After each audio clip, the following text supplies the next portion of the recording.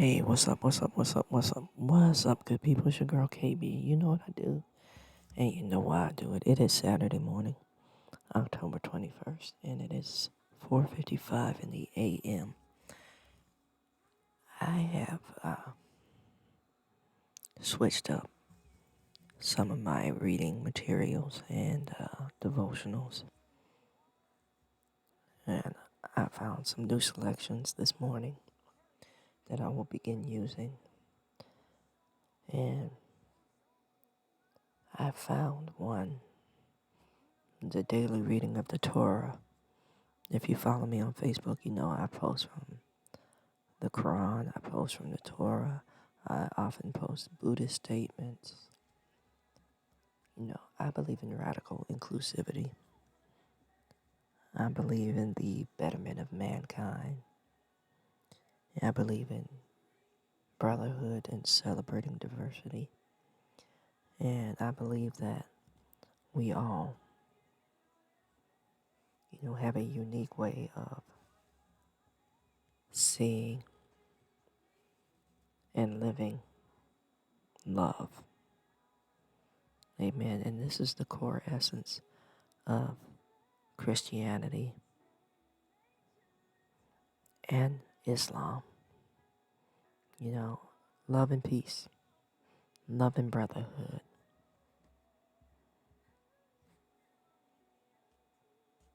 So, this Torah reading is entitled Human Mirrors.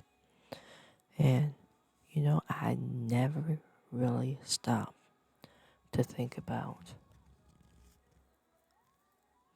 the story the way this particular writer put it together. Let me just dive in. Human mirrors. It says Noah realized that as the father of future humanity, he was playing the role of Adam and Eve in the new post-flood world. The new post-flood world. So Noah realized now that after the world was destroyed by the flood,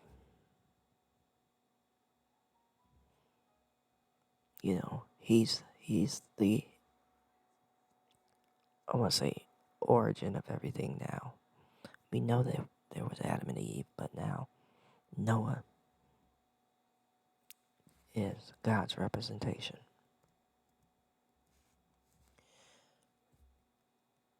It says, he therefore tried to rectify Adam and Eve's mistake of misusing wine or the fruit of the tree of knowledge. See, Noah's mistake was wine. Adam and Eve was the fruit. So Noah used wine to achieve self-awareness. Instead, he hoped to lose himself in divine joy by becoming intoxicated. Yeah, in other words, Noah was hoping to become a happy drunk.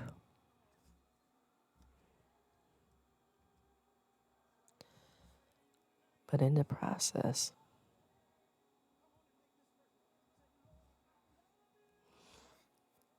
in the process of becoming lost in the spirit, it was an artificial kind of selflessness. Noah exposed himself to indecency. See, he was hoping to lose himself in the spirit, but instead, now he's opened himself to the sin of indecency. Adam and Eve thought they would gain knowledge. And they opened themselves to the sin of disobedience.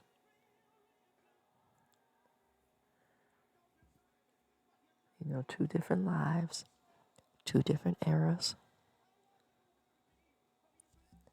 and sin nonetheless. Now, hearing that Noah was indecently exposed, Noah's sons covered him up. But his youngest son, Ham, was focused on the sin. His older sons, Shem and Japheth, focused on the task of restoring.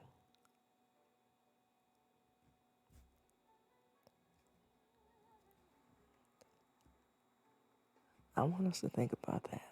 Ham focused on the sin, and Shem and Japheth focused on restoration. See, when I read that, I thought, man, both sides of that coin could be found in the church and in people and the people who make up the church. There are factions who focus on restoration, and there are factions who focus on the judgment of the sin. Mirrors.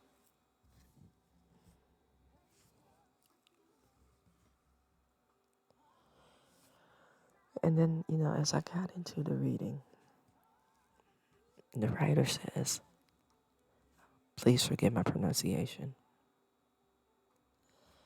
the Baal Shem Tov taught the people we encounter in our lives are our mirrors. If we see evil in them, we are really seeing a reflection of the evil within us. Now that's deep, because I can't know or recognize evil unless I've experienced it or unless I'm living it. Or, the street saying is game recognizes game.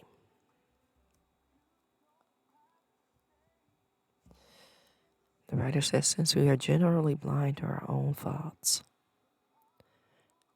God arranges for us to notice them in someone else, expecting us to take the cue and recognize that we possess the same faults so we can correct them in ourselves.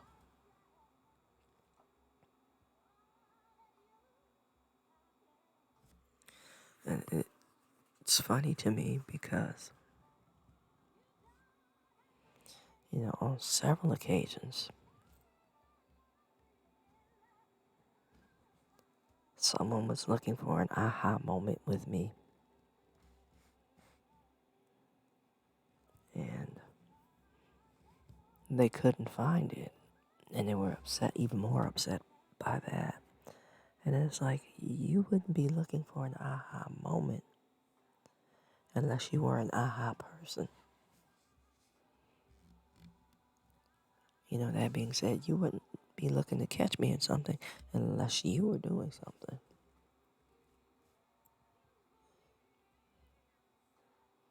And be careful what you look for, because you may find it. And more often than not, you'll find it in you.